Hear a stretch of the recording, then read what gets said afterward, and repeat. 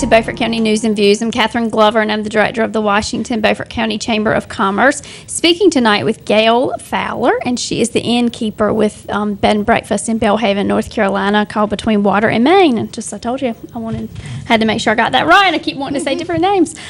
So Between Water and Main is something that you ventured into 10 years ago when you bought the house, but have just recently gotten everything going and become a bed and breakfast. And that's right.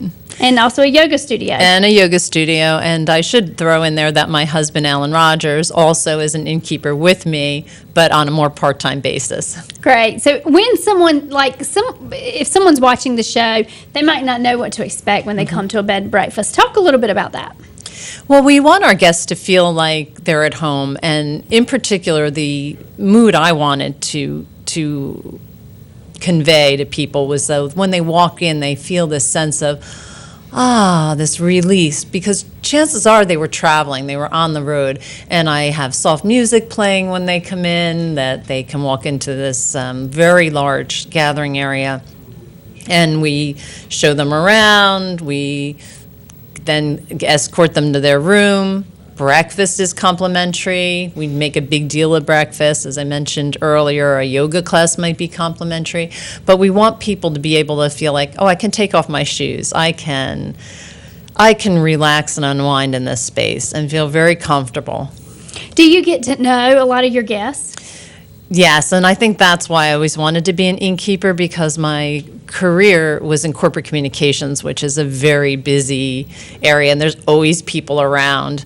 And to come to a small town, I was concerned about the activity level. And so now I feel as an innkeeper, the world really comes to me. Mm-hmm. I don't have to commute anymore, but we've had sailors from Holland. We've had people cruising the Intercoastal. We have people who are in town just to try out one of our fabulous restaurants, or somebody on the way to the Outer Banks. We had a family in last night who only intended to stay one night until they came, and they felt so relaxed that they decided to stay another night and drive to Edenton and come back. Very neat. So again, I'm trying to go for that feeling of come down, sit in the family room, have a glass of wine, which is part of what my husband does there when he is around. Mm-hmm. And just relax. I bet that was so different from coming from New Jersey. Mm-hmm. To Belhaven. Mm-hmm. Now, we did live in a very rural section of New Jersey on the Delaware River, but it's still a very densely populated state. And again, working for a large corporation, you were always always on the go. And so this has been something that you obviously wanted to do years ago, and you found this house in Belhaven, and you're right there near the water, and it's perfect location. And a lot has been going on in Belhaven with some great restaurants and some other things that have been happening. So it's a great time to do that. Yes, I think so. 10 years ago probably was not a good time when we bought. We were really optimistic that things were going to tip more quickly, but of course I think the whole economy, not just here in North Carolina or Belhaven, everywhere, really took a hit.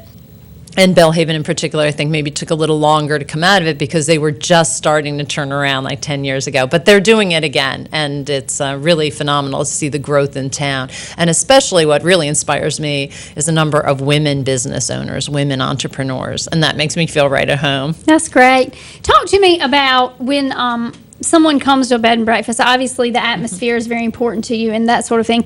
But do you have different rooms obviously, how many rooms do you have, and are they different and kind of geared towards certain people? Yes, they are. So the common area we set up in particular into almost 3 distinct seating areas. So there's one by the window seats, which overlooks the harbor. There's one in the center around the fireplace, and then behind that we have an upright grand piano that really belongs to my son. I don't play. And that's another quiet area. So we have 3 distinct groupings plus the dinette area, or the yoga studio, so people can really spread out. So if they want to be alone and not interact with other guests, they can do that. Although people tend to come to B&Bs to interact with the other guests and get to know each other, at least at the breakfast table. We have 4 bedrooms, 2 queens and 2 kings, and they all do have a little bit of a theme. The Belhaven room has a big window seat. It sort of mirrors the front of our living room, and it has a beautiful antique bed. It has a bathroom that's half the size of the bedroom we took out. Across from that, we have Bayview, which is the smallest of the bedrooms, and still not really small, but it has smaller windows. It has a nice sunset view, but it has a spectacular all-white sort of, if you imagine what a elegant yacht bathroom might look like if they had the space, with a beautiful walk-in shower. That actually, those two are probably our most popular rooms. In the back of the house, we have very large bedrooms that can accommodate king-size beds as well as other furniture. So one is shabby chic, I like to call it, with some painted furniture and antiques, vintage chenille. And the one across would be our special occasion suite, which has a silk canopy, a settee, a soaking tub, a walk-in shower. That all That's sound it. absolutely beautiful. And you live there?